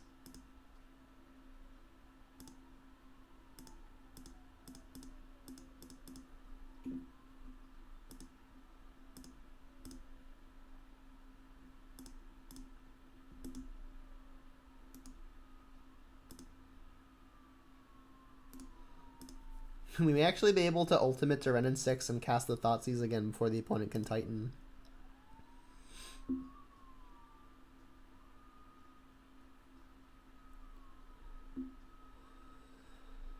So I guess I'm gonna Seasoned Pyromancer again. Maybe we just like draw the Thoughtseize now and make it a little easier. I'll ditch, I guess, both of my lands. Like, second Ren and 6 is probably going to be fine because we can start casting Inquisitions and Thoughtseizes again. But at a certain point, they're just going to hit whatever they want off of the top. So that, maybe I just want the other Elemental. Does that change clock at all?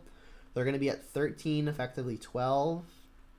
And then every other turn we're going to be attacking for... So it actually does shorten the clock. A full turn.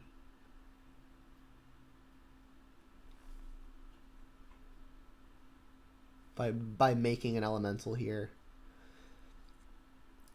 I mean, maybe they didn't take Mystic Sanctuary out, right?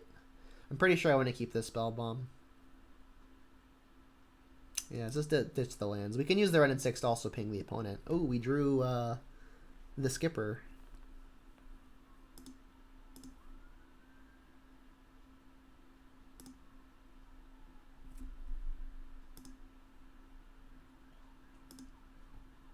Then we get to play Spell Bomb here.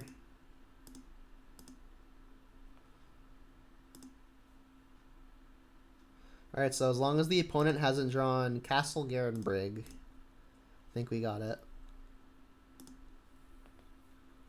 If they do draw Castle Garenbrig, we're facing down Titan and probably some zombies. Actually, not some zombies, because they have 2 breeding pools in play.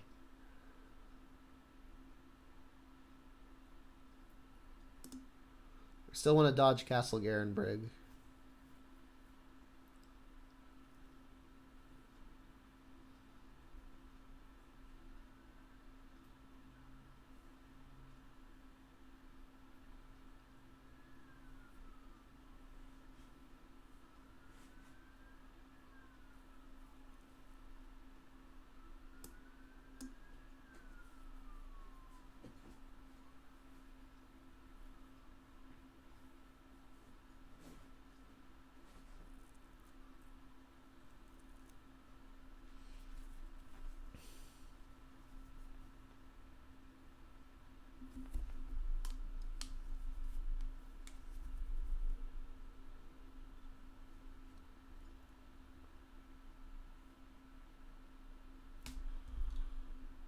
Played a Tarn.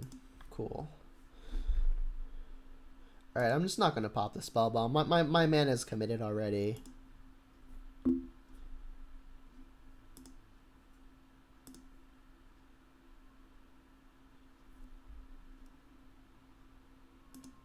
Thoughtseize you. And if I need to Thoughtseize again, I can Ren and 6 to buy back another land.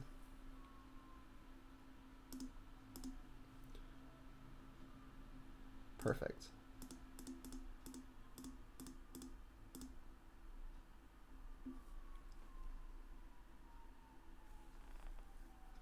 Sweet. So I wonder if they're going to be back on their other plan. But I mean, honestly, like, the only changes we would make would be potentially bring in ways to kill Dryad. Maybe Liliana is a good resource for that. I mean, I guess Liliana is almost as bad as Push. They both kill Dryad, and they're both just as useless versus the Tibalt's Trickery version of the deck. Yeah, I mean, I think I just want to keep it as is. Like, if they stay in the Primeval Titan version, like, I could see maybe wanting to bring in Maelstrom Pulse.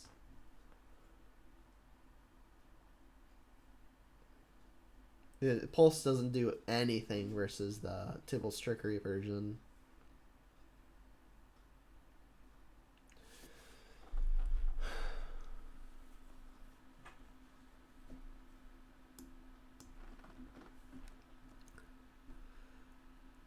So I got a Bloodbreed just because it's a lot of top end. Sure. I mean, I think the matchup is good enough for us if they keep the Tibalt's Trickery half of the deck that we should just gamble that they're never going to play that version. That they're just always going to play Primeval Titan. Ren and 6 and Bolt can kill a Dryad. It's the hard way to do it.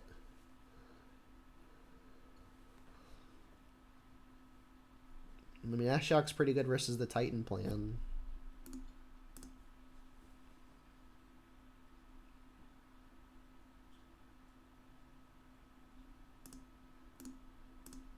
don't think I'm throwing a bolt upstairs. I might actually want to kill a Dryad.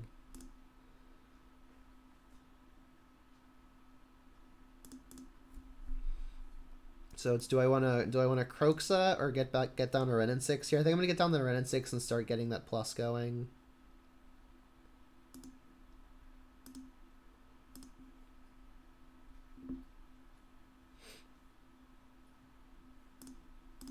Ready for that sideboarded spell snare.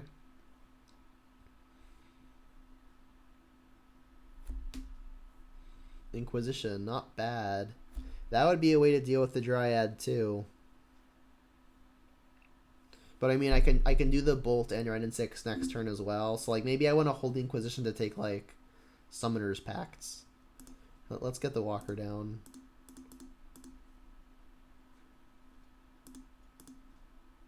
And then next turn I'm going to get down the Ashiok. Start turning off all of their various fetching devices. And also is another way to deal with the Summoner's Pact is just have an Ashiok in play.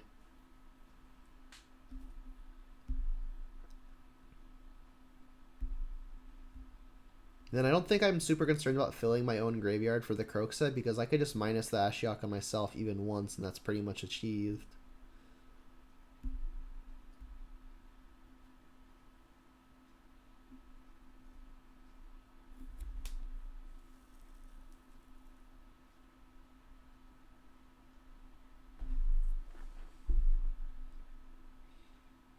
Swamp. I'm going to continue to play my fetches just so I have more stuff to buy back with Ren. They know about Verdant, so let's use that one. Probably would have fetched for Swamp had I not drawn one. So I guess we'll get Overgrown Tomb now. Complete the Tron.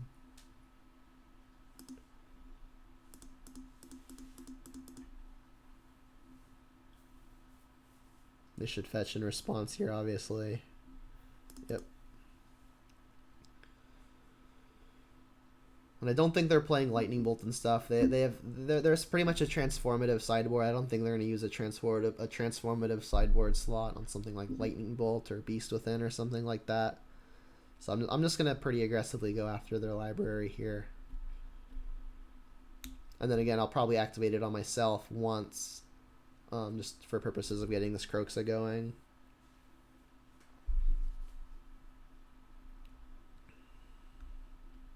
But this will at least turn off the Primeval Titans from searching. I only have Pulse in the deck as a means of dealing with the Titans. I mean, at this stage, they could still be playing the Trickery version. We haven't actually seen anything to suggest otherwise. I guess we're going to mill them now, and that'll kind of give it away. There's more lands, alright.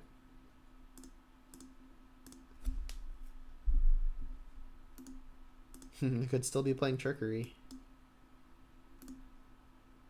Like maybe they're like, oh, he boarded in all the removal again, so go back to Trickery. We do just die to it, which is the funny part. Cavern was the new card. Or what am I talking about? These are exiled cards. I don't actually know anything. Another land, not great. Well, I think I'm an Inquisition here because I'm pretty likely to just cast these in Pyromancer as well. So we can just lead here. I mean, if they had something, they probably would have cast it if it's not Summoner's Pact. Oh, they drew the Tibalt's Trickery. That's what happened. Funny. Alright, well, if we take the Trickery here, I think we can't lose, as then I can then Ashiok it. Like, the idea is that, like, they can discard Emrakul and shuffle it back. But yeah, they can't. Funny. Alright, so they did Tibalt's Trickery me again. Interesting. Alright, so we ended up with a 3-2 after the really rough start. We were 0-2 within literally 20 minutes. So we played against Tibalt's Trickery 3 times. We learned something in the process, though, and that is that they play Mystic Sanctuary, and that Spellbomb is actually pretty okay versus them if that's their plan. But I mean, against the 2 matchups that actually were fun and had decisions involved, we won both. We played against the green-white Heliod deck, which is, I think, probably a slightly disfavored to even matchup, and we did well. We tore them apart and stuck quick early threats. And then versus the Merfolk opponent, again, I already kind of mentioned that their new Foretell card, it kind of feels like it gives them a combo element where, like, if they've got one half of the combo, it does absolutely nothing. It's just a card. They basically discarded a card. But if they do pull off the Wombo combo, it's pretty potent and can definitely win a game. So I mean, I think all things considered, them having that card makes our matchup from the Gen side a little bit better. But I still like the Heliod matchup. I think it's interesting, and if it's a disfavored matchup, I still think it's at least interesting. And I like to think the same about Merfolk. I think Merfolk's got to be just like a good matchup though. So that's all I got to say about that. And obviously, I don't have much to say about the other 3 matchups other than they were quick, and we learned Mystic Sanctuary is a card. So with that said, I will log off for the night and have a good one.